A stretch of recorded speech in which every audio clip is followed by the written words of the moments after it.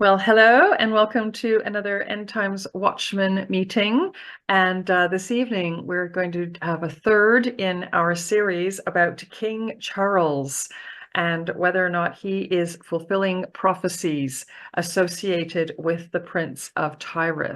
And we started this series looking at all of the images that are found in his recent portrait.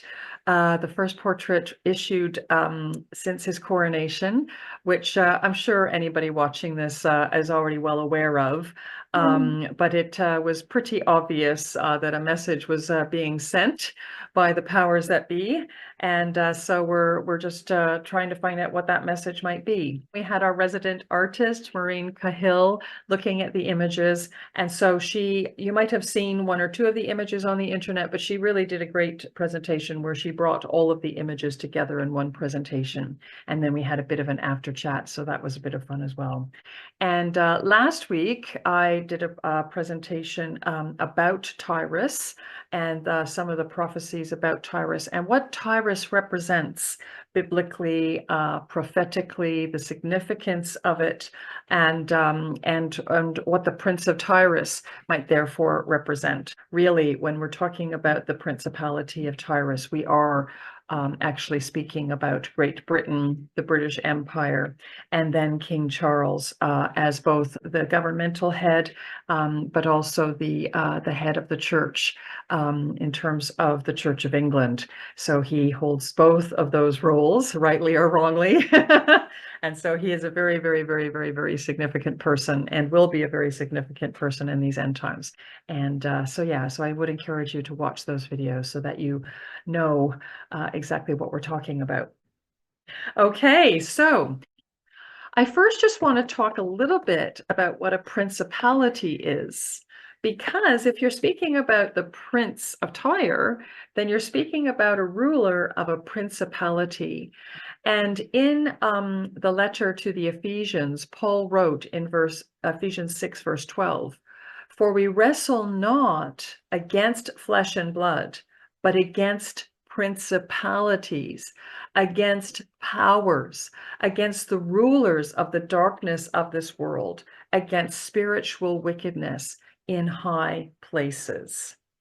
And Old Testament scriptures are very clear that there are spiritual forces at work behind the scenes all the time, all of which ultimately are used by God to fulfill his plans and his purposes.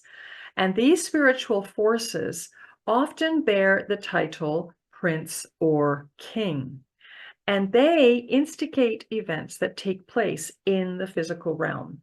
These princes and kings operate within a certain geographical territory or within a specific realm of influence.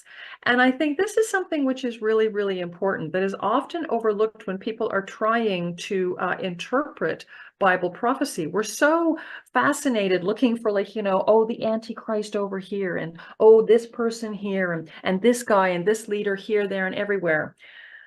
And I think that what we forget is that actually we wrestle not against flesh and blood. We're so fascinated to look for the certain people, but we forget that our battle is not with them.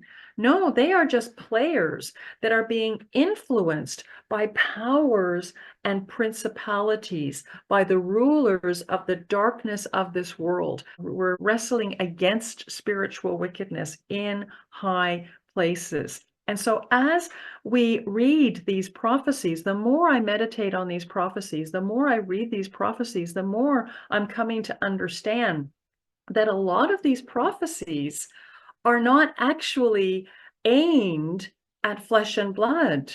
A lot of the prophecies that you see are actually aimed at these powers and principalities of darkness.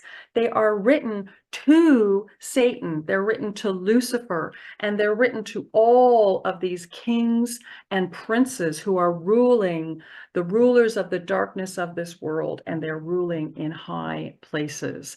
And so I just think that that's really, really important. So when we're reading about the Prince of Tyre, we will see that manifest in the physical realm, of course. Okay, there will be physical people who will help those prophecies come to pass. But really, that prophecy is probably more likely to be about a spiritual prince. Okay.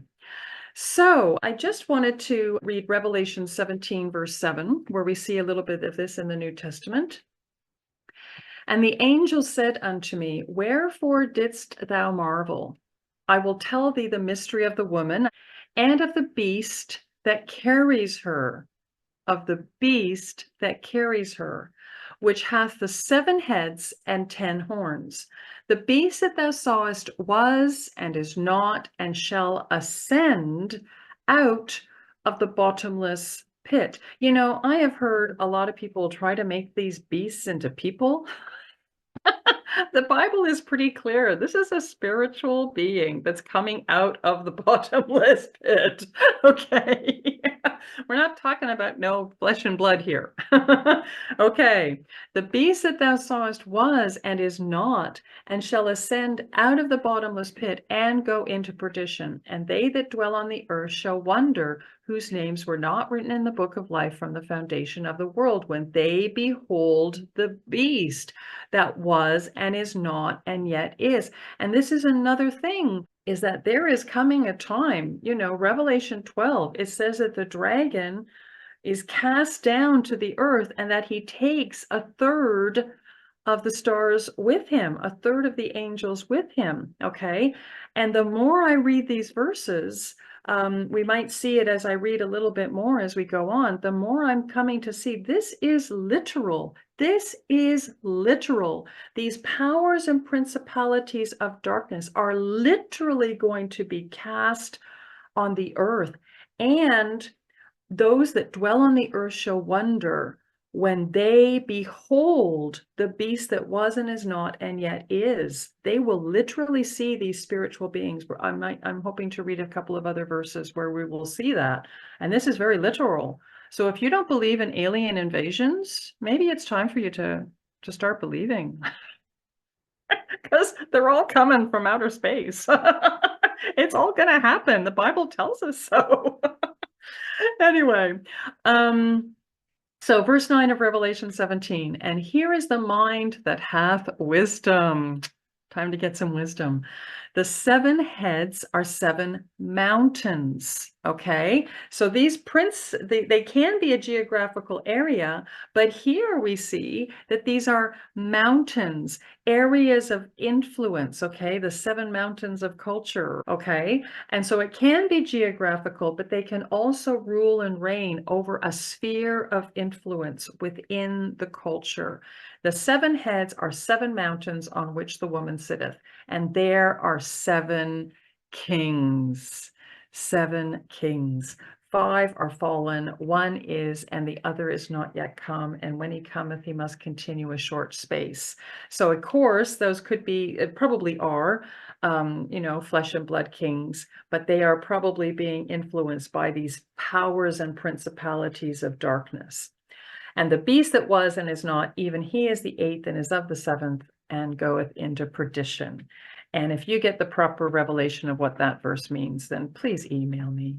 Save me the headache of trying to meditate on it more than I have already.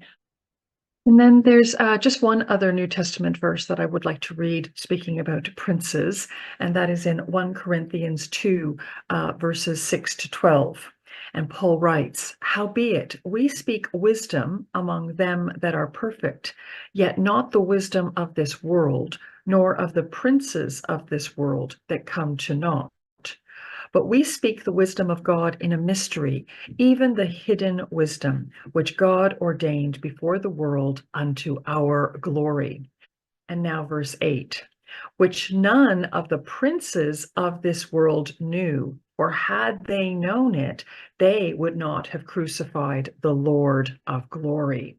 Now, I find it very interesting because if you think about it, it was not multiple princes that crucified Yehoshua, was it? No, it was just Pilate, right? And so when Paul writes, none of the princes of this world knew, for had they known it, they would not have crucified the Lord of glory. Is that only speaking of Pilate? Or is that also speaking of the principalities, the princes that were overseeing Rome at that time, the princes that were overseeing Jerusalem and Israel at that time, and that they were the ones that placed that spirit within the people, within the Jewish people in Jerusalem on that Passover? Crucify him, crucify him, crucify him, right? And that perhaps those princes would not have put that spirit, that hateful spirit, within the mouths of the people in Jerusalem that day, had they known, had they known what would be the result. And so I think it's really interesting that here we have this connection between the princes of this world, okay? So that would be Pilate, who was the one who made the decision to crucify Jesus. But he would have been influenced, and all the people in Jerusalem would have been influenced by the princes of the air, by the rulers of darkness of this world, by the princes of this world. And so this verse, I think, really shows this amazing interplay between the spiritual princes and the physical princes of this world. Amen. So again, just talking about kings and principalities of darkness. In Daniel 10, the angel Gabriel communicates the following. Daniel 10, starting at verse 12.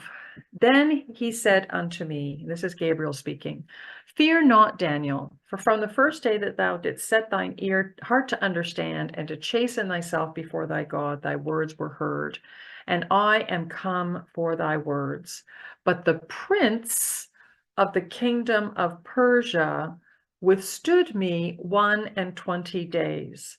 But lo, Michael, one of the chief princes, came to help me, and I remained there with the kings of Persia. Kings of Persia? What kings of Persia? Daniel 10, verse 20. Then said he, knowest thou wherefore I come unto thee? And now will I return to fight with the prince of Persia. And when I am gone forth, lo, the prince of Greece shall come. But I will show thee that which is noted in the scripture of truth, and there is none that holdeth with me in these things, but Michael, your prince. So we've got prince, we've got princes, we've got kings. Who are these princes and kings that the angel Gabriel is speaking about?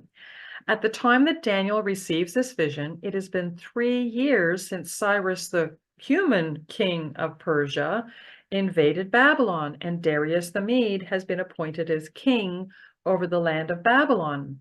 Are these the kings that Gabriel fought with or remained with? Was Gabriel literally fighting with Cyrus? Literally fighting with Darius?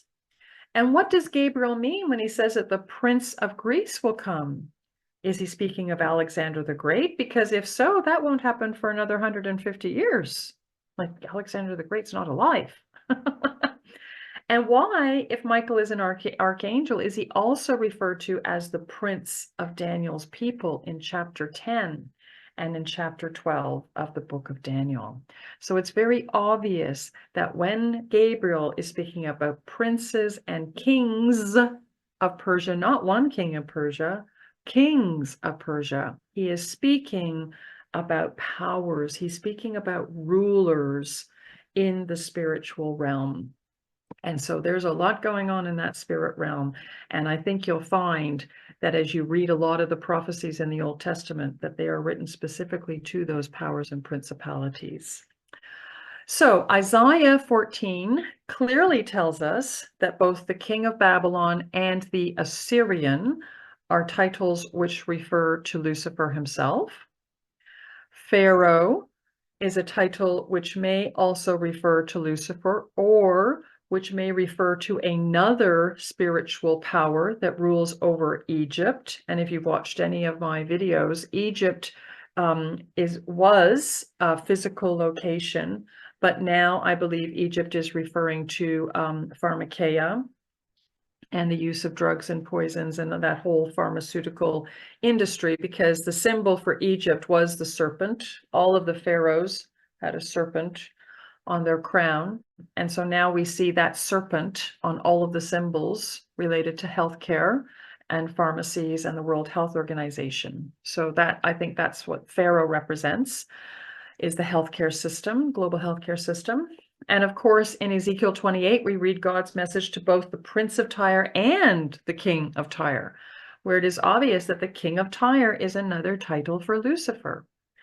So when we speak about the Prince of Tyre, it is quite possible that we are speaking about a spiritual principality that drives human activities within a certain realm or system, and that the governing authorities in power at that time simply come under the influence of that spiritual principality in order to carry out what those principalities desire. Okay, so I would like to suggest to you that Tyre actually represents the British Empire, actually represents Great Britain, and that the king, as the head of that, is sort of the figurehead of it, but that actually Tyre is that whole realm.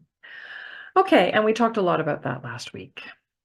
Now, in all of this, however, we must never forget that Yahovah is ultimately sovereign and in control, whether these principalities are operating in total obedience to God or in total rebellion toward Yahovah.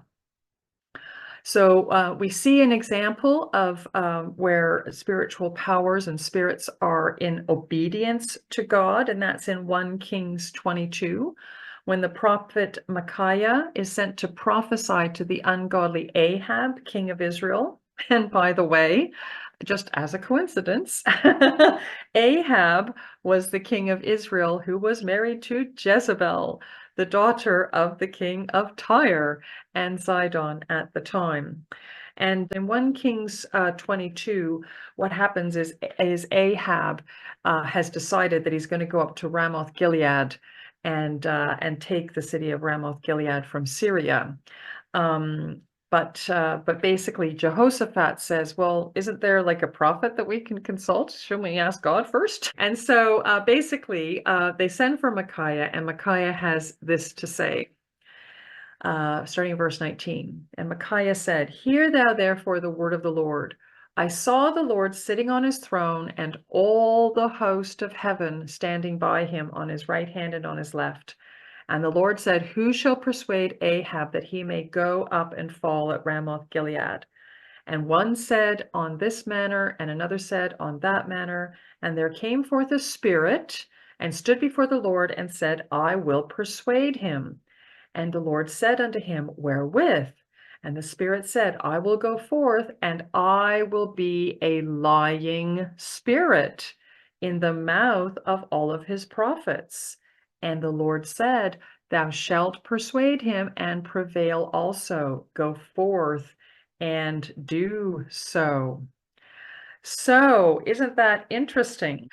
That basically what we see here is we see that Yahovah had determined that it was time for Ahab to die, and he's determined how Ahab shall die.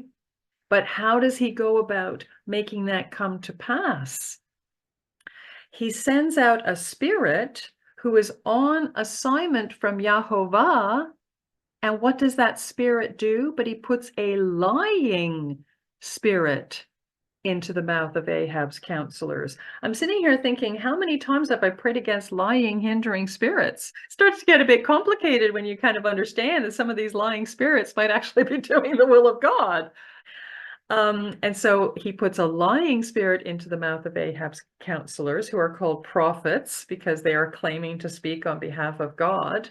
And the point is that in all of this, Ahab still has the free will choice, right? So God has determined that Ahab will die. He's determined that it will be at Ramoth Gilead, right? He sends a lying spirit to convince Ahab to go, but Ahab still had the choice. Micaiah told him right to his face, if you go, you will die. Told him right to his face. But still he would not listen. And sure enough, he ended up fulfilling God's will because God knew that he would be rebellious. and that he would listen to this lying spirit. Isn't that fascinating, just to see how things operate in the spirit realm? So, in the case of Ahab's lying spirit, the spirit that was sent out was acting in obedience to Yahovah. But as we saw in Daniel 10, the prince of Persia was fighting against God's will.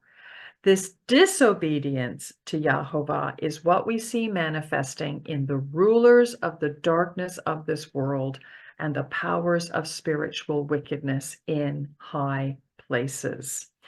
And there's a long list of kings and princes in the Bible who qualify as being these wicked spiritual rulers who will all play a crucial role during the end times.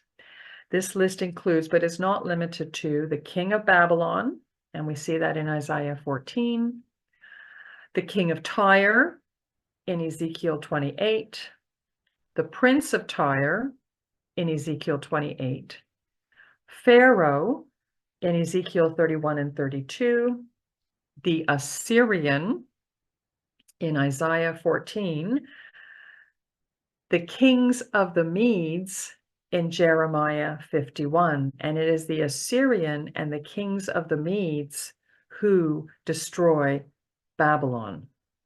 And then there is the very mysterious king of fierce countenance in Daniel 8.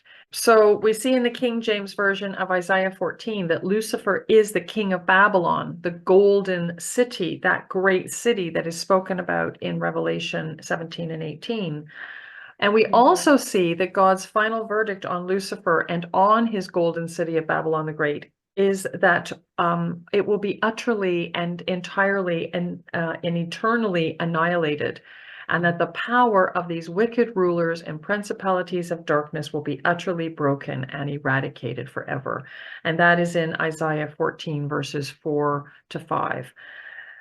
That thou shalt take up this proverb against the king of Babylon and say, how hath the oppressor ceased? The golden city ceased. Verse 5, the Lord hath broken the staff of the wicked and the scepter of the rulers, right? And so remember, Paul said that they were rulers of the darkness of this world. And in Isaiah 14, verse 4, the Lord hath broken the staff of the wicked and the scepter of the rulers. He who smote the people in wrath with a continual stroke, he that ruled the nations in anger, is persecuted, and none hindereth.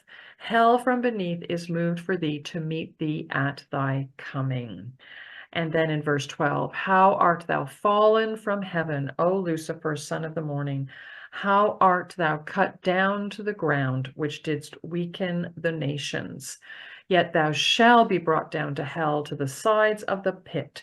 They that see thee shall narrowly look upon thee and consider thee, saying, is this the man that made the earth to tremble, that did shake kingdoms, that made the world as a wilderness, and destroyed the cities thereof, that opened not the house of his prisoners? And yeah, when they fall, they will go from being these powerful principalities of darkness, and they will just lie there utterly powerless. They'll be just like men. Hallelujah. Yeah, I think I agree with you with all the principalities, because I teach a course on spiritual warfare, and I know, because I've taken missions out and had tremendous problems with these territorial and spirits and principalities. The principalities are huge and really violent and just so powerful. If it wasn't for the Lord, you'd never be able to get anything done. So yeah, I hear what you're saying, and I think most countries have principalities, yeah. So there was one, I know there was one over Guyana, where I'm from, and it was affecting us here, trying to organize the mission. It took me 2 years to organize that mission because of that principality, affecting the entire society. Mm. Yeah. So it was really quite illuminating, and the Lord showed me that he sent five angels with us. And when I got to Guyana, I saw this massive, in the spirit, this massive principality laid out across the, Guyana means the land of many waters. So across the mouth of one of the main rivers in Guyana, the Major River. It's amazing. Yeah. Yeah, it is the rivers that they operate through. Yeah. All Yeah. those marine spirits. Yeah. The spirit world is fascinating. You don't want to get too, you need to know, but you don't want to get too involved. It's dangerous, very dangerous. I just think it's so important because people, I don't know, they just seem so focused on, like, individuals. But Paul was very clear, we battle not against flesh and blood, but against powers and principalities of darkness. But the good news is that they're all coming down, Yes. So I do want to maybe just read this because I do think it's really informative. If you do have a Bible, you might want to open up to Ezekiel 32. And Ezekiel 32, we're going to see a couple of lamentations against Pharaoh, king of Egypt. So his title is Pharaoh, but he's also referred to as the king of Egypt. Okay.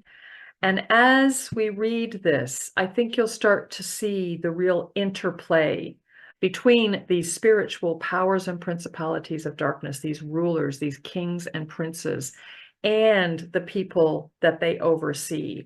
And I also think that we will see a lot of allusions to things that are prophesied in the book of Revelation as we read Ezekiel 32. And so this is a prophecy about Pharaoh. And it's a very relevant that this prophecy is received in the 12th year, in the 12th month, which again is probably the month of Adar. And the 12th year, so Ezekiel gets his prophecies from the 5th year to the 12th year, so he gets his prophecies over a 7-year period of time. So this is the last prophecy. This is the last prophecy that he prophesies as part of this series. This is a very significant chapter in the Bible. And it came to pass in the 12th year, in the 12th month, in the first day of the month, that the word of the Lord came unto me, saying, Son of man, take up a lamentation for Pharaoh, king of Egypt, and say unto him, Thou art like a young lion of the nations, and thou art as a whale in the seas. And thou camest forth with thy rivers, and troublest the waters with thy feet, and foulest their rivers. Thus saith the Lord God, I will therefore spread out my net over thee with a company of many people, and they shall bring thee up in my net. Then will I leave thee upon the land. I will cast thee forth upon the open field, and will cause all the fowls of the heaven to remain upon thee, and I will fill the beasts of the whole earth with thee, which could be an allusion to the marriage supper on the day of the Lord. And I will lay thy flesh upon the mountains and fill the valleys with thy height. So what is this flesh being referred to? What are these valleys being filled with? I will also water with thy blood the land wherein thou swimmest, even to the mountains, and the rivers shall be full of thee. That might be an allusion to the 4th vial in Revelation 16. And when I shall put thee out, I will cover the heaven and make the stars thereof dark. I will cover the sun with a cloud, and the moon shall not give her light. All the bright lights of heaven will I make dark over thee, and set darkness upon thy land, saith the Lord God. So the stars becoming dark, the sun is darkened, the moon does not give her light. That is the 6th seal, and Jesus also spoke about that in Matthew 24. And then all the bright lights of heaven will I make dark over thee, and set darkness upon thy land. Well, that is the plague of darkness. That is the 5th vial. Okay, so this is most definitely talking about the end. Okay. I will also vex the hearts of many people when I shall bring thy destruction among the nations, into the countries which thou hast not known. Yea, I will make many people amazed at thee, and their kings shall be horribly afraid for thee when I shall brandish my sword before them, and they shall tremble at every moment, every man for his own life in the day of thy fall. For thus saith the Lord God, the sword of the king of Babylon shall come upon thee. Yeah, I can't get into that. By the swords of the mighty will I cause thy multitude to fall, the terrible of the nations, all of them. And I haven't properly researched it, but that phrase, the terrible of the nations, comes up a lot, and it comes up in reference to Tyre as well. And they shall spoil the pomp of Egypt, and all the multitude thereof shall be destroyed. I will destroy also all the beasts thereof from beside the great waters, neither shall the foot of men trouble them any more, nor the hoofs of the beasts trouble them. So this is a lamentation, and it's directed at who? Is it directed at a single male human being? No, this whole prophecy is directed at the king, the spiritual king that oversees Egypt and the multitude of Egypt.